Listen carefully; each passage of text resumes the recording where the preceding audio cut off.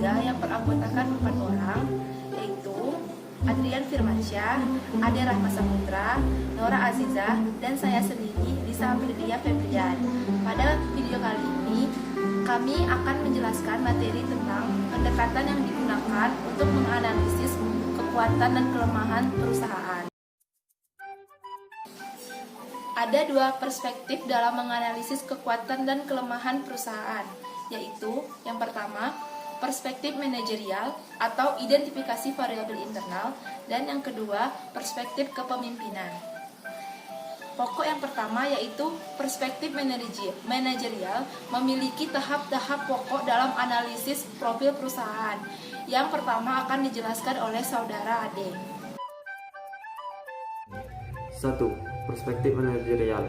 Identifikasi variabel internal. A. Identifikasi komponen variabel internal.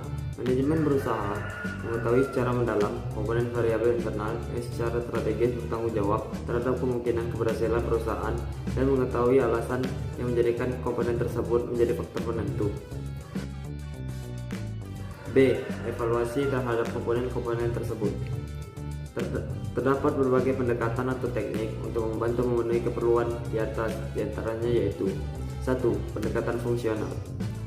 Menurut pendekatan ini, keunggulan dan kelemahan perusahaan dapat dilihat dari berbagai fungsi bisnis yang ada dan dikerjakan di dalam perusahaan, yakni fungsi pemasaran, keuangan, operasi dan produksi, sumber daya manusia, riset dan pengembangan, sistem informasi, dan manajemen serta biaya perusahaan. Fungsi di atas masih dapat dijabarkan menjadi komponen-komponen. Tugas manajemen dalam hal ini yaitu memilih komponen yang secara signifikan memberikan tekanan dan perhatian pada faktor kunci, sehingga alasan memilih komponen tersebut dapat dipertanggungjawabkan dengan alasan yang kuat. Misalnya perusahaan memberikan perhatian yang seimbang terhadap keseluruhan manajemen fungsional, tapi jika tidak memungkinkan, maka dapat dilakukan memberikan perhatian yang pada salah satu manajemen fungsional secara lebih menonjol dibandingkan yang lainnya. Ketidakseimbangan peran masing-masing manajemen fungsional pada keunggulan perusahaan bergantung pada banyaknya faktor, misalnya jenis industri, segmen pasar, daur hidup barang, dan posisi pasar perusahaan. 2. Pendekatan rantai nilai. Terdapat 3 tahap yang dilakukan dalam pendekatan ini. 1. Identifikasi aktivitas yang perlu dikerjakan. Aktivitas yang dimaksud adalah seluruh aktivitas perusahaan mulai dari awal produksi barang. B. Analisis profil perusahaan. Analisis ini bertujuan untuk mengetahui pengaruh kegiatan terhadap kegiatan yang lainnya. 3. Mencari sinergi potensial. 3. Pendekatan unit keunggulan bersaing. 4. Pendekatan Profit Impact of Marketing Strategy atau PIMS. Pendekatan ini menggunakan model regresi untuk menguji faktor-faktor strategis yang berpengaruh secara signifikan terhadap besarnya ROI (Return of Investment) yang dicapai. 5. Pendekatan 7S. Untuk mengetahui profil perusahaan, pendekatan ini mengisyaratkan mengetahui dan mengevaluasi 7 variabel organisasi, yaitu struktur, strategi, staff, manajemen style, system and producer, skill, set flow, value. Manajemen dituntut untuk menyeimbangkan 7 variabel tersebut. Yang ketiga, evaluasi variabel internal. Setelah tahap identifikasi, selanjutnya yaitu melakukan evaluasi terhadap variabel tersebut. Diperlukan standar dalam menentukan apakah sejumlah variabel tertentu termasuk dalam kategori kekuatan atau kelemahan perusahaan. Untuk keperluan tersebut, tersedia 4 macam pendekatan yang dapat digunakan sebagai pedoman evaluasi. A.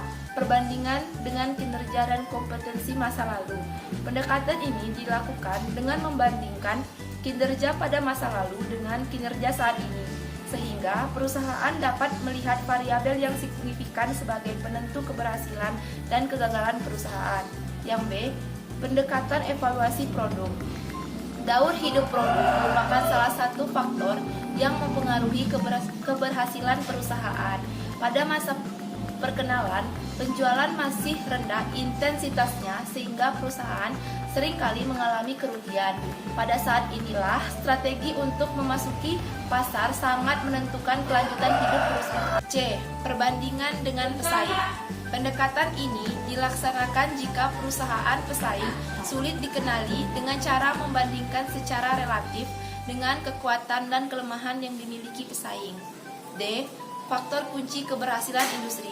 Pada pendekatan ini, yang dipelajari sebagai pembanding tidak hanya perusahaan pesaing pokok kerja, tetapi industri secara keseluruhan. Manajemen mengidentifikasi faktor kunci penentu keberhasilan industri. 4. Matriks profil perusahaan. Dari proses identifikasi dan evaluasi, maka sudah didapat profil perusahaan secara kualitatif. Untuk memperjelas profil perusahaan, maka dilakukan kuantifikasi sekalipun tidak meninggalkan peran pendapat manajemen. Salah satu bentuk usaha kuantifikasi adalah dengan menyusun matriks profil perusahaan. Langkah-langkah dalam menyusun matriks perusahaan: yang pertama, identifikasi variabel internal.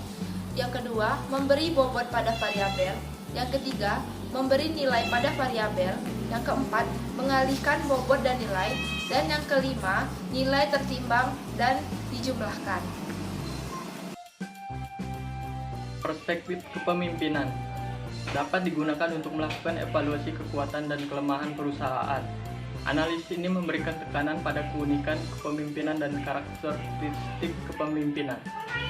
Ada 4 macam keunikan kepemimpinan masing-masing untuk satu jenis manajemen fungsional. Perspektif kepemimpinan dibagi menjadi 2, yaitu kepemimpinan dalam manajemen pemasaran dan kepemimpinan dalam manajemen keuangan. Dalam manajemen pemasaran ditemukan 4 keunikan, yaitu yang pertama, prospectors. Kepemimpinan dalam manajemen pemasaran yang berorientasi dalam peningkatan volume penjualan melalui pengenalan dan pengembangan produk baru dan peningkatan pangsa pasar. Strategi pemasaran ini biasanya dipilih ketika industri belum dewasa atau tegasnya industri masih berada pada tahap yang muda.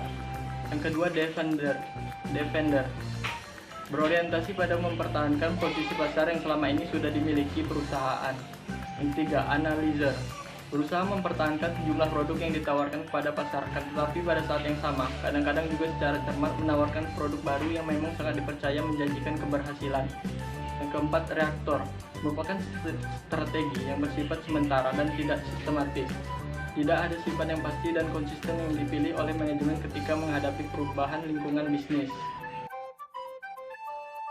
Kepemimpinan dalam manajemen keuangan. Gaya kepemimpinan pada manajemen keuangan ada 4 tipe kepemimpinan, yaitu yang pertama, tipe kepemimpinan agresif.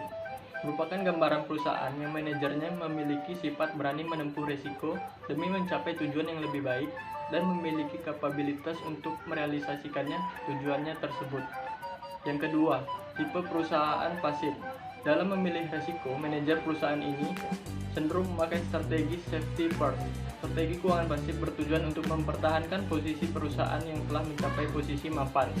Yang ketiga, tipe manajer perusahaan superior. Cenderung memiliki risiko yang rendah, namun karena faktor tertentu, perusahaan ini memperoleh return yang tinggi. Tujuannya yaitu untuk mempertahankan posisi bersaing yang sekarang sudah dicapai. Yang keempat, yaitu tipe manajer perusahaan suboptimal. Cenderung memiliki risiko yang tinggi, namun dia kurang berhasil mendapatkan return yang sebanding dengan besarnya risiko.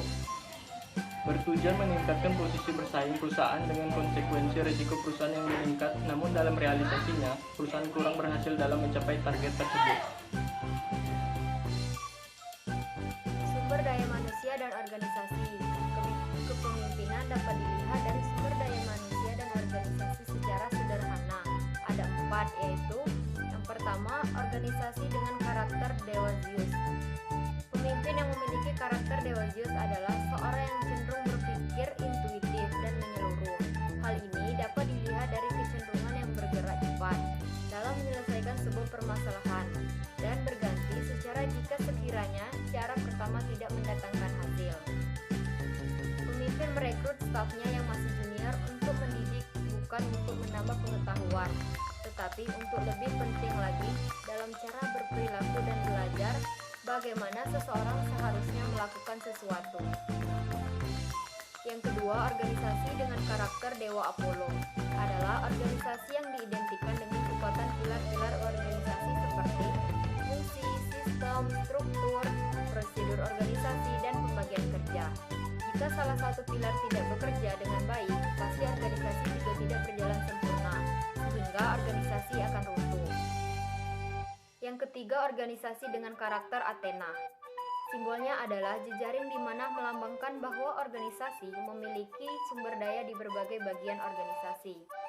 Dan yang terakhir, yang keempat, yaitu organisasi dengan karakter Dionysus, yaitu mengindikasikan tidak terjadinya subordinasi antara satu pihak dengan pihak lain, di mana para pekerja bukan subordinasi sebuah organisasi.